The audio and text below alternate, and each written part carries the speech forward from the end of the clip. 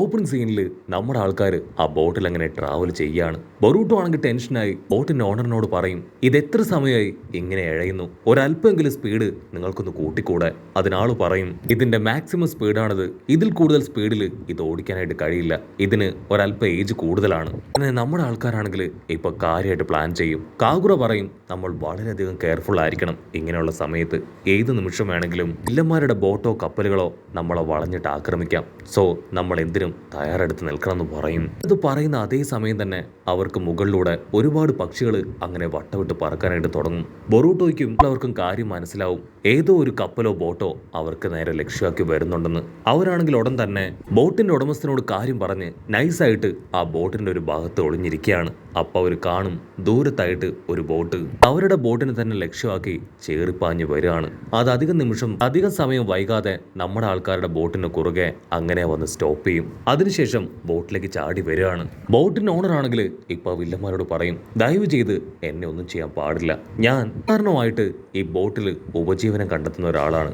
എന്റെ കയ്യിലുള്ള പണം അത് മുഴുവൻ ഞാൻ നിങ്ങൾക്ക് തരാമെന്ന് പറഞ്ഞ് ആളാണെങ്കിൽ കയ്യിലുള്ള പണം മുഴുവൻ അവർക്ക് കൊടുക്കും. പക്ഷെ ആ വില്ലന്റെ കൂടെ ഉള്ളവനാണെങ്കിൽ ഇപ്പൊ അവനോട് പറയും, ഒരു കാരണവശാലും നമ്മൾ ഇവനെ ജീവനോട് കൂടെ വിടാൻ പാടില്ല, അവനെ കൊന്നുകളയണം. കിട്ടിയ ഇൻസ്ട്രക്ഷൻ അങ്ങനെയാണ്. സോ നമ്മൾ ഇവനെ മിസ് ചെയ്ത് കഴിഞ്ഞാൽ നമ്മളെ പണിഷ് ചെയ്യും. അതിനാ ബോട്ടിന്റെ ഓണർ ആണെങ്കിൽ വീണ്ടും വീണ്ടും അവരോട് ബെഗ് ചെയ്യും, ഞാൻ എൻ്റെ കയ്യിലുള്ള മുഴുവൻ പണവും തന്നു കഴിഞ്ഞു, ഞാൻ തിരിച്ചു വരുമ്പോൾ കുറെ കൂടെ പണം എൻ്റെ കയ്യിലുണ്ടാവും, അതും ഞാൻ നിങ്ങൾക്ക് തരാമെന്ന് പറയും. അവരങ്ങനെ എന്നറിയാതെ കൺഫ്യൂസ്ഡ് ആയിട്ട് നിൽക്കും. അതേസമയം ഇവിടെ നമ്മുടെ ആൾക്കാരാണെങ്കിൽ ആ ബോട്ടിന്റെ ഒരു ഭാഗത്ത് അങ്ങനെ ഒളിഞ്ഞു നിൽക്കുകയാണ്. അവാക്കിയാണെങ്കിൽ ഒരുപാട് നേരമായി അവന്റെ വൊമിറ്റ് അത് കൺട്രോൾ ചെയ്ത് നിൽക്കുന്നു. അവൻ വായൊക്കെ രണ്ട് കൈ ഉപയോഗിച്ച് അമർത്തി പിടിക്കും. പക്ഷെ അടുത്ത നിമിഷം കൺട്രോൾ പോയ കവാക്കിയാണെങ്കിൽ ആ ഡോർ തുറന്ന് പുറത്തേക്ക് വന്ന് ഛർദ്ദിക്കുകയാണ്. വില്ലന്മാരാണെങ്കിൽ അവനെ കണ്ട് ഷോക്കാവും. അവരാണെങ്കിൽ കവാക്കി അറ്റാക്ക് ചെയ്യാൻ ഓടി അടുക്കുകയാണ്. ഒക്കെയാണെങ്കിൽ രണ്ടാമോ ചിന്തിക്കില്ല, അവന്റെ കർമ്മ പവർ അതുപയോഗിച്ച് ആ വില്ലനെ അട്ടിച്ച് വെള്ളത്തിലിടുകയാണ്. ഗ്യാപ്പില് ബോട്ടിന്റെ ഓണർ ആണെങ്കിൽ ഇപ്പൊ ഹൈ സ്പീഡ് പവർ അതുപയോഗിച്ച് ബോട്ട് അവിടുന്ന് ചേറി പായിപ്പിച്ച് മുൻപോട്ടേക്ക് കൊണ്ടുപോകും. നമ്മുടെ ആൾക്കാരെല്ലാവരും പുറത്തേക്ക് ചാടി വരികയാണ്. ബൊറൂട്ടോ ആണെങ്കിൽ ഹാപ്പിയായി അങ്ങനെ ായിട്ട് നിൽക്കും. ഈ ബോട്ടിന് ഇത്രയും സ്പീഡ് ഉണ്ടായിരുന്നോ? ഇത്രയും സ്പീഡുള്ള ബോട്ട് അത് ഇത്രയും നേരവും പതിയെ ഓടിച്ച് ഞങ്ങളെ പറ്റിക്കായിരുന്നല്ലേ ചോദിക്കും. അടുത്ത നിമിഷം ആ ബോട്ടിന്റെ ഓണർ ആണെങ്കിൽ അതിന്റെ സ്പീഡ് കുറയ്ക്കും. അത്യാവശ്യ സമയങ്ങളിൽ മാത്രമേ ഞാൻ ഇത്രയും സ്പീഡിൽ ബോട്ട് കൊണ്ടുപോകാറുള്ളൂ, അല്ലെങ്കിൽ ആയിട്ട് ഇത്രയും സ്പീഡിൽ പോയി കഴിഞ്ഞാൽ ബോട്ടിന്റെ എഞ്ചിൻ അത് പൂർണ്ണമായിട്ട് നശിച്ചു പോകും. അത് കേട്ട് നമ്മുടെ ബൊറൂട്ടോ അവനാണെങ്കിൽ സാഡായിട്ട് അങ്ങനെ തല താഴ്ത്തി നിൽക്കും.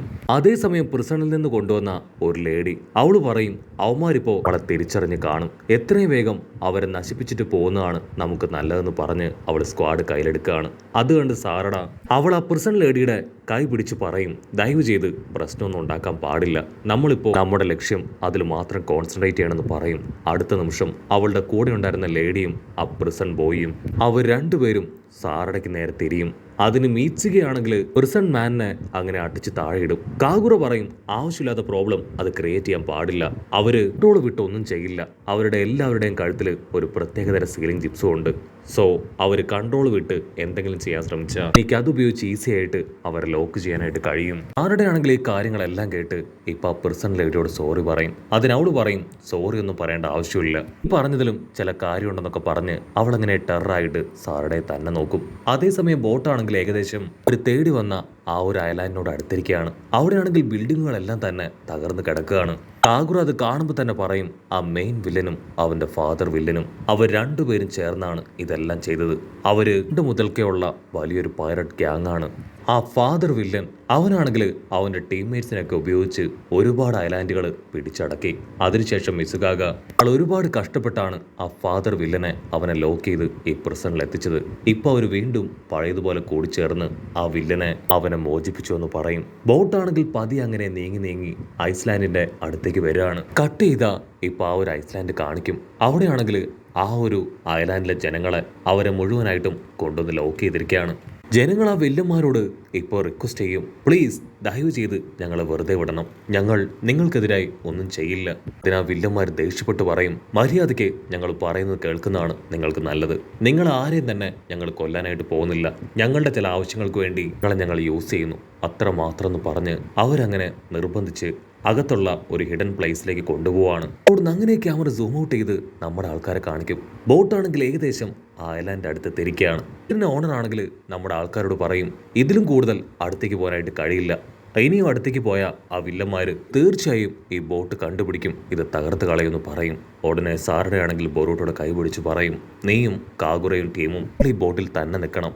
ഞാനും മീറ്റ്സുകയും ഞങ്ങൾ രണ്ടുപേരും അവിടേക്ക് പോയി ഡെങ്കിയാൻ ടീമിനെ അവരെ സേഫായി തിരികെ കൊണ്ടുവരും. മാത്രമല്ല ഓരോരോ വില്ലന്മാരെ അവരെ മീറ്റ്സുകയുടെ സ്നേക്കിനെ ഉപയോഗിച്ച് ഞങ്ങൾക്ക് ഈസി ആയിട്ട് തകർക്കാൻ പറ്റും. എനിക്ക് ശരീരം കണ്ണുള്ളതുകൊണ്ട് തന്നെ ശരീരം കണ്ണുപയോഗിച്ച് ഡെങ്കിയാൻ ടീം എവിടെയാണെന്നും വില്ലന്മാരുടെ ഓരോ മൊമെന്റ്സും വാച്ച് ചെയ്യാനും അവരെ തകർക്കാനും പറ്റും. ആണെങ്കിൽ അത് ഒരു ടെൻഷനാവും. എന്നെ കൊണ്ട് പറ്റില്ല, ഞാനും തീർച്ചയായിട്ടും നിങ്ങളോടൊപ്പം വരും. അതിന് കാഗുറയാണെങ്കിൽ അവനെ കാര്യങ്ങൾ പറഞ്ഞ് മനസ്സിലാക്കും. ഇവിടേക്ക് പോയാൽ എടുത്തു ചാടി എന്തെങ്കിലും അപകടം ഉണ്ടാക്കും. നമ്മൾ കരുതും പോലെ പ്രശ്നമൊന്നും അത്ര നിസ്സാരമല്ല. ഇതൊരു വലിയ പ്രോബ്ലമാണ്. സ്മൂത്തായിട്ട് മാത്രമേ ഇത് ഹാൻഡിൽ ചെയ്യാനായിട്ട് പാടുള്ളൂ. ഞാനും നീയും നമ്മുടെ ആൾക്കാരും ബോട്ടിൽ തന്നെ വെയിറ്റ് ചെയ്യണം. ആരെങ്കിലും നമ്മുടെ അടുത്തേക്ക് വരികയാണെങ്കിൽ അവർ അറ്റാക്ക് ചെയ്ത് നമുക്ക് തകർക്കാമെന്ന് പറയും. ഉടനെ മീറ്റ്സുകയും സാറുടെയും അവർ കടലിലേക്ക് എടുത്തു ചാടി ഇപ്പൊ സ്വിം ചെയ്ത് ആരുടെ ശ്രദ്ധയിൽപ്പെടാതെ ആ ഒരു ഐലാൻഡിലേക്ക് കയറി പറ്റുകയാണ്. മീറ്റ്സുകയാണെങ്കിൽ അവന്റെ സ്നേക്കുകളെ ഉപയോഗിച്ച് അവിടെ ഉണ്ടായിരുന്ന ഓരോ വില്ലന്മാരെയും അങ്ങനെ കൊന്നു കളയുകയാണ്. അവരാണെങ്കിൽ വീണ്ടും ആ ഒരു വലിയ മലയുടെ മുകളിലേക്ക് കയറുകയാണ്. അപ്പോൾ ഒരു മെയിൻ വില്ലൻ അവന്റെ സോൾജേഴ്സുമായിട്ട് സംസാരിക്കുന്നത് അവിടെ ആൾക്കാർ കാണും. ലോ ടെണ്ണിന്റെ ഇൻഫർമേഷൻ അനുസരിച്ചാണ് അവർ കാര്യങ്ങളെല്ലാം തന്നെ ചെയ്യുന്നത്. കട്ട് ചെയ്ത ഒരു വലിയ ഗുഹയിൽ ഡെങ്കിയും ഇവാബയും മെറ്റല്ലിയും അവർ 3 പേരും കുടുങ്ങിക്കിടക്കുകയാണ്. ഇവാബ പറയും, നമ്മുടെ കൂടെ ഉണ്ടായിരുന്ന ആ റിസർച്ചേഴ്സ് അവര് ആ വില്ലന്മാരുടെ കയ്യിൽ പെട്ട് കഴിഞ്ഞു. എത്രയും വേഗം എന്തെങ്കിലും ചെയ്തിട്ടില്ലെങ്കിൽ അവർ നമുക്ക് നഷ്ടാവും. ആണെങ്കിൽ കാര്യമായിട്ട് എന്തൊക്കെയോ കുറെ നേരം ആലോചിച്ച് ആ ഒരു പപ്പടുകൾ റിമോട്ട് കയ്യിലെടുക്കുകയാണ്. ഇവാബി പറയും, നീ കണ്ടതല്ലേ, എല്ലാം തന്നെ അവർ കൊണ്ടുപോയി. ഇനി റിമോട്ട് വെച്ച് ഒന്നും ചെയ്യാനാവില്ല എന്ന് പറയും. പക്ഷെ ഡെങ്കി ആണെങ്കിൽ പ്രതീക്ഷയോട് കൂടെ റിമോട്ടിൽ തന്നെ നോക്കുകയാണ്. അതേസമയം ഇവിടെ മീറ്റ്സുകയും സാറുടെയും അവർ രണ്ടുപേരും ആ വില്ലന്മാരെ നോക്കുകയാണ്. ഉടനെ ഒരു അസിസ്റ്റന്റ് വില്ലനാണെങ്കിൽ ആ മെയിൻ വില്ലന്റെ അടുത്തേക്ക് ഡെങ്കി കൊണ്ടുവന്ന പപ്പടുകളെ അതിനെ ഏൽപ്പിക്കുകയാണ്. ആ വില്ലനാണെങ്കിൽ അതിനെ കാര്യമായിട്ട് ചെക്ക് ചെയ്ത് നോക്കി അത് അസിസ്റ്റന്റ് വില്ലന്റെ കയ്യിൽ കൊടുത്ത് അവരുടെ ഷിപ്പിൽ എത്തിക്കാനായിട്ട് പറയും. അവനും അതുമായിട്ട് നടന്ന് നീങ്ങും. ആരുടെ ആണെങ്കിൽ ആ ഒരു പപ്പടുകളെ കറക്റ്റായിട്ട് നോക്കും. അവൾക്കത് കാണുമ്പോൾ തന്നെ മനസ്സിലാവും ഡെങ്കിയാൻ ടീം അവരിവിടേക്ക് കൊണ്ടുവന്ന പപ്പടാണതെന്ന്. ഞൊടിയിടയിൽ അവന്റെ സ്നേക്കുകളെ അയച്ച് ആ ഒരു വില്ലനെ അവനെ അങ്ങനെ കൊന്നുകളയാണ്. അവിടെ ആരുടെ ശ്രദ്ധയിൽപ്പെടാതെ അവന്റെ അടുത്തേക്ക് വന്ന് ആ ഒരു പപ്പട് അതിനെ പുറത്തേക്ക് എടുക്കും. സാറുടെ ആണെങ്കിൽ ആ പപ്പടിന്റെ സ്വിച്ച് അത് ഓപ്പൺ ചെയ്യും. അടുത്ത നിമിഷം അതെന്തോ ഒരു ലിക്വിഡ് അത് അവളുടെ ദേഹത്തേക്ക് തെറിപ്പിച്ച് അവിടുന്ന് ഓടുകയാണ്. സാറുടെക്കും മീറ്റ്സുകയ്ക്കും അതിനെ എങ്ങനെ പിടിക്കണം എന്നറിയില്ല. അതിലൂടെ തീർച്ചയായിട്ടും ഡെങ്കിയാൻ ടീമിന്റെ അടുത്തേക്ക് എത്താൻ കഴിയുമെന്ന് അവർക്കറിയാം. ആരുടെ ആണെങ്കിൽ ചുറ്റും നോക്കും. ആ വില്ലന്റെ പോക്കറ്റിൽ നിന്ന് ഒരല്പം ഗോൾഡ് അതങ്ങനെ പുറത്ത് ചിതറിക്കിടക്കുന്ന കാണുകയാണ്. അത് കാണുമ്പോൾ അവൾക്കൊരു ബുദ്ധി വെളിച്ചം തോന്നും. ഒരു പ്രത്യേക ഭാഗത്ത് ഒരുപാട് ഗോൾഡ് അതങ്ങനെ കൂട്ടിവെച്ച് മാറി നിൽക്കും. അടുത്ത നിമിഷം ആ പപ്പട് അത് ഗോൾഡ് സെൻസ് ചെയ്ത് അതിന്റെ അടുത്തേക്ക് വരികയാണ്. ആ ഗോൾഡിന്റെ അടുത്തേക്ക് എത്തേണ്ട താമസം മീറ്റ്സുകയാണെങ്കിൽ അവന്റെ സ്നേക്ക് പവർ ഉപയോഗിച്ച് അതിനെ ലോക്ക് ചെയ്യാണ്. സാറഡ അതിന്റെ ബട്ടണിൽ വീണ്ടും പ്രസ് ചെയ്യും.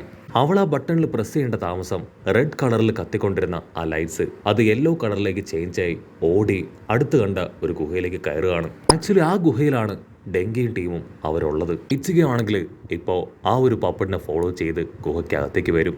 അപ്പോൾ അവർ കാണും ഡെങ്കിയാൻ ടീം ആ ഗുഹയ്ക്കുള്ളിൽ. ഡെങ്കിക്കാണെങ്കിൽ അവരെ കണ്ട് ഭയങ്കര സന്തോഷം. അങ്ങനെ 2 ടീമും ഒന്നു ചേർന്ന് നടന്ന കാര്യങ്ങളെല്ലാം തന്നെ പരസ്പരം ഷെയർ ചെയ്യുകയാണ്. അവിടുന്ന് അങ്ങനെ സീൻ ബ്ലാക്ക് ഔട്ട് ചെയ്ത ഇപ്പോൾ ഓൾമോസ്റ്റ് സമയമാണെങ്കിൽ സന്ധ്യയായിരിക്കുകയാണ്. ഇവിടെ ബോട്ടിൽ നമ്മുടെ ആൾക്കാർ അവർക്ക് വേണ്ടി കട്ട വെയിറ്റിംഗ്. ഇവിടെ ആ പെർസണേഴ്സ് ആണെങ്കിൽ പരസ്പരം പറയും തീർച്ചയായിട്ടും സാറുടെയും മീറ്റ്സുകയും അവരും ആ വില്ലന്മാരുടെ കയ്യിൽ പെട്ടുപോയിട്ടുണ്ടാവും. ാണെങ്കിൽ അത് കേട്ട് കൺട്രോൾ പോവും. അവൻ ദേഷ്യപ്പെട്ട് അവരുടെ അടുത്തേക്ക് വരികയാണ്. അത് കണ്ട് കാഗുറ അവനെ സമാധാനിപ്പിച്ച് ഒരു ഭാഗത്തേക്ക് കൊണ്ടുവരും. ബൊറൂട്ടോ, നീയാണ് എന്നെ ഇപ്രകാരം മാറ്റിമറിച്ചത്. നിന്റെ ആറ്റിറ്റ്യൂഡും നിന്റെ സ്വഭാവമൊക്കെ കണ്ടാണ് ഞാനും ഇപ്രകാരമായി മാറിയത്. അത് കേട്ട് ബൊറൂട്ടോ ആണെങ്കിൽ ഹാപ്പി ആയിട്ട് നിൽക്കുന്ന അതേ നിമിഷം ആ പൈററ്റ്സ് ടീം അവരാണെങ്കിൽ അവരുടെ ജയന്റ് കപ്പൽ അത് അവിടേക്ക് കൊണ്ടുവരാണ്. ആ ഒരു വലിയ കപ്പൽ കണ്ട് നമ്മുടെ ആൾക്കാർ അങ്ങനെ ഷോക്കായി നിൽക്കുന്നതോട് കൂടെ ഈ ഒരു എപ്പിസോഡും അവസാനിക്കുന്നു.